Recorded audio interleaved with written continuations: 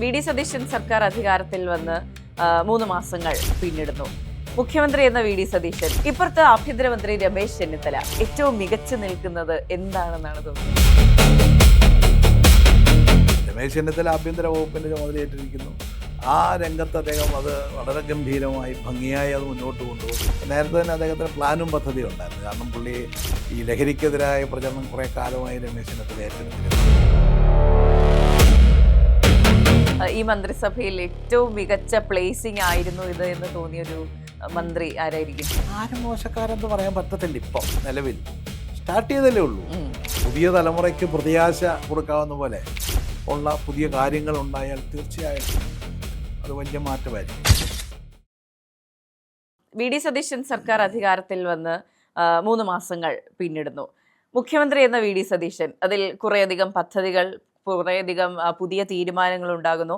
ഇപ്പുറത്ത് ആഭ്യന്തരമന്ത്രി രമേശ് ചെന്നിത്തല, അദ്ദേഹത്തിന്റെ തന്നെ പേരിൽ ക്രെഡിറ്റ് എടുക്കാവുന്ന തൂഫാൻ എന്ന പരിപാടി ഉൾപ്പെടെ, എന്ന ഓപ്പറേഷൻ ഉൾപ്പെടെ വലിയ രീതിയിൽ അദ്ദേഹവും മുന്നോട്ട് പോകുന്നു.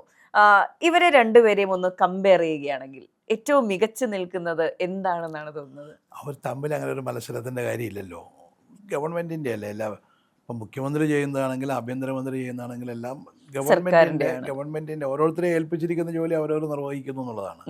രമേശ് ചെന്നിത്തല ആഭ്യന്തര വകുപ്പിൻ്റെ ചുമതലയേറ്റിരിക്കുന്നു.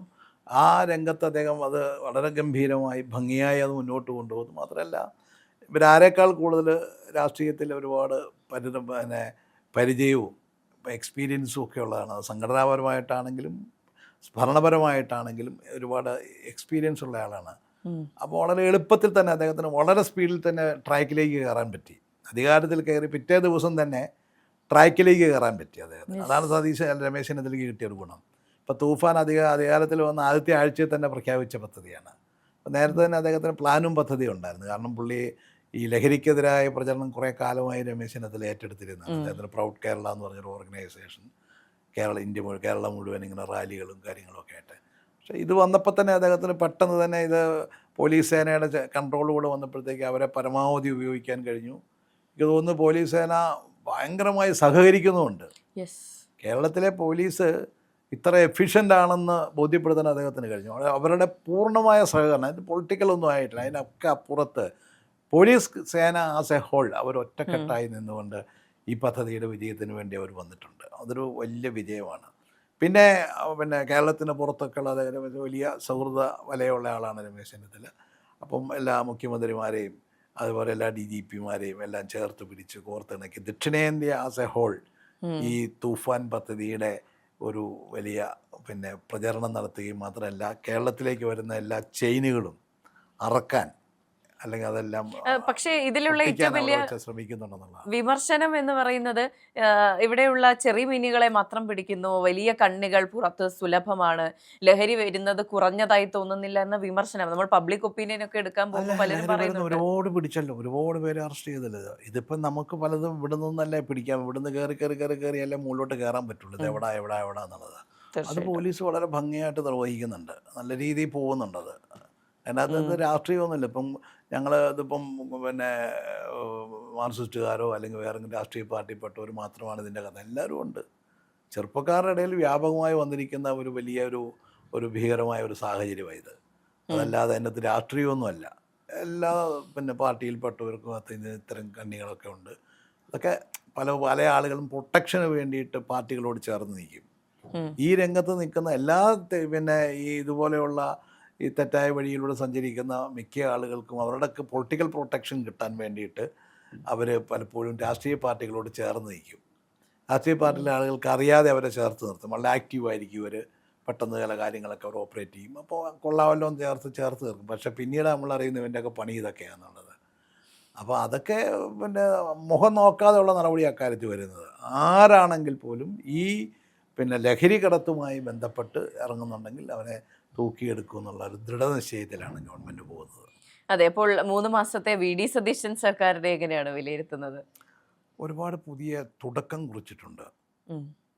ആരംഭശൂരത്വമാണെന്നുള്ള ഒരു വിമർശനവും ഉണ്ട്. അത് ഞാൻ പറയാം, ആരംഭശൂരത്വം എന്ന് പറയാൻ ബാക്കിയൊന്നും മുന്നോട്ട് പോയില്ലല്ലോ, തുടങ്ങിയല്ലേ ഉള്ളൂ. പക്ഷെ ആരംഭത്തിൽ നമുക്ക് പ്രത്യാശ നൽകുന്നുണ്ട്. ഞാൻ പറയല്ലേ, ഇന്നലെ വരെ കേരളം സഞ്ചരിച്ചതിൽ നിന്നും വേറിട്ടൊരു വഴിയിലൂടെ സഞ്ചരിക്കാൻ പോകുന്നു. അതിനുള്ള പദ്ധതികളുണ്ട്. അതിനുള്ള പ്ലാൻ ഉണ്ട് എന്നുള്ളത് കേരളത്തിലെ ജനങ്ങൾ പ്രതീക്ഷിക്കുന്നുണ്ട്.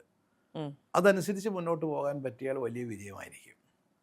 അതെ, ഇപ്പോൾ സർ നേരത്തെ പറഞ്ഞൊരു കാര്യമുണ്ട്, എല്ലാവരും പോയ വഴിയെ പോകുന്ന ഒരാളല്ല VD സതീശൻ എന്ന് പറയുന്നത്. അത് കേൾക്കുമ്പോൾ ഇപ്പോൾ നമുക്ക് അദ്ദേഹത്തിൻ്റെ ഒരു പുതിയൊരു പദ്ധതിയെ പറ്റി അല്ലെങ്കിൽ പുതിയൊരു രീതിയെ പറ്റി കേൾക്കുമ്പോൾ അലോസരപ്പെടാം. ഈ പൊതുജനത്തിന് എന്താണ് ഈ കാണിക്കുന്നത് എന്നൊരു തോന്നലുണ്ടാകാം. പക്ഷേ വഴി കൃത്യമാണ് എന്ന് തന്നെയാണോ? അതാ ഞാൻ പറഞ്ഞത്, അത് നമുക്ക് കാത്തിരുന്ന് കാണേണ്ടതാണ്. അങ്ങനെ ചിലപ്പോൾ നമുക്ക് വേറിട്ട വഴിയിലൂടെ പോയാലേ നമുക്ക് മാറ്റം ഉണ്ടാക്കാൻ പറ്റുള്ളൂ. ഇന്നലെ വരെ പരമ്പരാഗതമായ രീതിയിലുള്ള ശൈലിയിൽ പോയതുകൊണ്ട് നമുക്ക് ഈ പറയുന്ന ചേഞ്ച്, റാഡിക്കലായിട്ട് ചേഞ്ച് ഉണ്ടാക്കാൻ പറ്റും. കണ്ട് ശീലിച്ചത് മറക്കാൻ പാടാണ്. അത് അതിപ്പോൾ സ്വാഭാവികമായിട്ടും പിന്നെ പരമ്പരാഗതമായ രീതിയിൽ നിന്ന് മാറിപ്പോകുമ്പോൾ ഒരു അസ്വസ്ഥത ഉണ്ടാവും.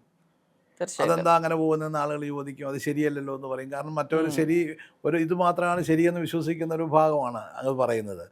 പക്ഷേ നമ്മളിപ്പോൾ ലോകത്ത് പല സ്ഥലത്തും കാണുന്നത് ഈ രീതിയിൽ വളരെ വേറൊരു രീതിയിൽ, പുതിയ രീതിയിൽ ചിന്തിക്കുന്ന ആളുകളാണ് മാറ്റം കൊണ്ടുവരുന്നതായിട്ട് നമ്മൾ കാണുന്നത്. അപ്പോൾ ആ രീതിയിൽ എനിക്ക് തോന്നുന്നു എല്ലാ അർത്ഥത്തിലും ടെക്നോളജിയുടെ കാര്യത്തിലാണെങ്കിലും മറ്റ് വിദ്യാഭ്യാസ മേഖലയുടെ കാര്യത്തിലാണെങ്കിലും ഒരുപാട് കാര്യങ്ങളിൽ, നമ്മുടെ ടൂറിസം മേഖലയാണെങ്കിലും മറ്റ് വികസന രംഗത്താണെങ്കിലും ഒക്കെ പുതിയ പുതിയ കാഴ്ചപ്പാടുകൾ വരുന്നത് നമുക്ക് ചിലപ്പോൾ വലിയ ചേഞ്ച് കേരളത്തെ ചിലപ്പോൾ മാറ്റിമറിച്ചു വന്നിരിക്കാം. നമ്മുടെ ഇന്നലെ വരെയുള്ള കേരളത്തിനപ്പുറത്തേക്ക് വലിയ മാറ്റിമറിച്ചിലുകളായിരിക്കാം ചിലപ്പോൾ സംഭവിക്കുന്നത്. അതിന് സാധ്യതയുണ്ട്. കാരണം നമുക്ക് ആ സാധ്യതയ്ക്ക് വേണ്ടി നമുക്ക് കാത്തിരിക്കാം. കാരണം അത് നമുക്ക് അങ്ങനെയൊക്കെ പ്രതീക്ഷിച്ചാലേ നമുക്ക് മാറ്റം ഉണ്ടാക്കാൻ പറ്റുള്ളൂ. ഇതാണ് എല്ലാത്തിനെയും കണ്ടിട്ട് ഇത് ഇന്നലെ ചെയ്തതുപോലെ അല്ലല്ലോ, ഇതെന്താ അങ്ങനെ കാണിക്കുന്നത്, ഇത് വൃത്തികേടാണല്ലേ കാണിക്കുന്നത് എന്നൊന്നും തോന്നിയാൽ നമുക്ക് മാറ്റം ഉണ്ടാക്കാൻ പറ്റില്ല. അപ്പം നമുക്ക് ചില പ്രതീക്ഷകൾ വെച്ച് പുലർത്താമെന്നാണ് എൻ്റെ ഒരു വിശ്വാസം. അതെ, VD സതീശൻ, രമേശ് ചെന്നിത്തല ഇത് കഴിഞ്ഞാൽ ഈ മന്ത്രിസഭയിൽ ഏറ്റവും മികച്ച പ്ലേസിംഗ് ആയിരുന്നു ഇത് എന്ന് തോന്നിയൊരു മന്ത്രി ആരായിരിക്കും? അങ്ങനെ നമുക്ക് പറയാൻ പറ്റില്ല. എല്ലാവരും എടുക്കരാ, എല്ലാ മന്ത്രിമാരും ഒക്കെ തുടങ്ങിയിട്ടല്ലേ ഉള്ളൂ. പിന്നെ പുതുമുഖങ്ങളുണ്ട്. ഇപ്പം രമേശ് ചെന്നിത്തലയ്ക്ക് പിറ്റേന്ന് രാവിലെ ഇറങ്ങിയതുപോലെ എല്ലാ പുതുമുഖങ്ങൾക്കും പറ്റില്ല. അവർക്ക് സ്വാഭാവികമായിട്ട് ഒന്നുകൂടെ പഠിച്ച് കാര്യങ്ങളൊക്കെ പഠിച്ച് കാര്യങ്ങളൊക്കെ ഇതാക്കി മുന്നോട്ട് കൊണ്ടുപോകേണ്ടവരാണ്. ആരും മോശക്കാരെന്ന് പറയാൻ പറ്റത്തില്ല. ഇപ്പം നിലവിൽ സ്റ്റാർട്ട് ചെയ്തല്ലേ ഉള്ളൂ, ഒരു മാസം കഴിഞ്ഞിട്ടല്ലേ ഉള്ളൂ. നമുക്കത് കാരണം അവരെ വെയിറ്റ് ചെയ്യാം, നമുക്ക് അവരെ ഓരോരുത്തരും എങ്ങനെ പോകുമെന്നുള്ളത്. പ്രത്യാശ നൽകുന്ന ഒരുപാട് ആളുകളുണ്ട്, നല്ല പ്രതീക്ഷ നൽകുന്ന ഒരുപാട് പേരുണ്ട്. അതെ, അപ്പോൾ ഇതും അടുത്ത ചോദ്യവും ചോദിക്കുന്നത് കുറച്ച് നേരത്തെയാണെന്നറിയാം. എന്നാലും അടുത്ത നിയമസഭാ തെരഞ്ഞെടുപ്പിലും UDF സർക്കാർ അധികാരത്തിൽ വരാൻ സാധ്യതയുണ്ടോ? വളരെ നേരത്തെയുള്ള ചോദ്യം തന്നെയാണ്. വളരെ നേരത്തെ തന്നെ പറഞ്ഞല്ലോ. അത് നമുക്കിപ്പോൾ പറയാം, 4-4.5 കൊല്ലം കഴിഞ്ഞ് നടക്കേണ്ട കാര്യം. ഈ ഗവൺമെൻറ്റിന് കേരളത്തിലെ ജനങ്ങൾ ആഗ്രഹിക്കുന്നതിൽ പോലെയോ അതിനപ്പുറത്തോ വലിയൊരു മാറ്റം ഉണ്ടാക്കാൻ കഴിഞ്ഞിട്ടുണ്ടെങ്കിൽ സ്വാഭാവികമായിട്ടും ജനങ്ങൾ അതിനെ സ്വീകരിക്കും. പഴയതുപോലെയുള്ള പണ്ടൊക്കെ എന്ന് വെച്ച് കഴിഞ്ഞാൽ നമുക്ക് കോൺഗ്രസ് ഇത്, CPM ഇത്, മറ്റ് രാഷ്ട്രീയ പാർട്ടികളേത് എന്നിങ്ങനെ കൃത്യമായിട്ട് കേരളത്തിൽ ഡിവൈഡ് ചെയ്യപ്പെട്ടിട്ടുണ്ടായിരുന്നു. ഇപ്പം ആ പരമ്പരാഗത വോട്ടിംഗ് പാറ്റേണൊക്കെ വലിയ മാറ്റം ഉണ്ടായി. കോൺഗ്രസ്സിന് പണ്ട് വോട്ട് ചെയ്തുകൊണ്ടിരുന്ന പല ആളുകൾ ചില കുറച്ച് പേരൊക്കെ BJPക്ക് ചെയ്യുന്നുണ്ടാകും. അതേസമയം മറ്റു മേഖലയിൽ വോട്ട് ചെയ്തുകൊണ്ടിരുന്ന ആളുകൾ കോൺഗ്രസ്സിന് ചെയ്യുന്നുണ്ടാകും.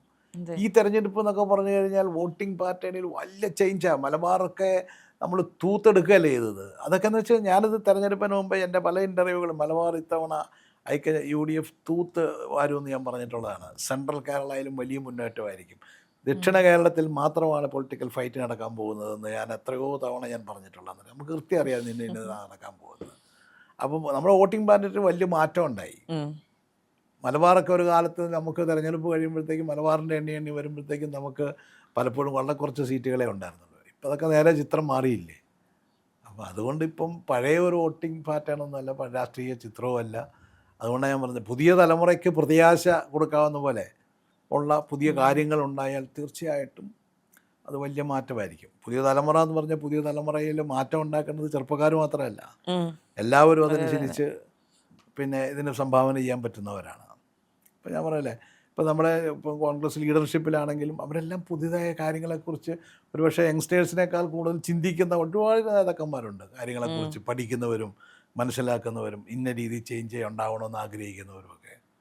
അപ്പം നമ്മുടെ പാർട്ടിക്ക് നല്ലൊരു ലീഡർഷിപ്പ് ഉണ്ട് ആ രീതിയിൽ ചിന്തിക്കുന്ന ആളുകൾ. അതുകൊണ്ട് ഒരു വലിയ ചേഞ്ച് കേരളത്തിൽ ഉണ്ടാക്കുമെന്ന് എൻ്റെ വിശ്വാസം. അങ്ങനെ തന്നെ വരട്ടെ. അതെ, ശരി.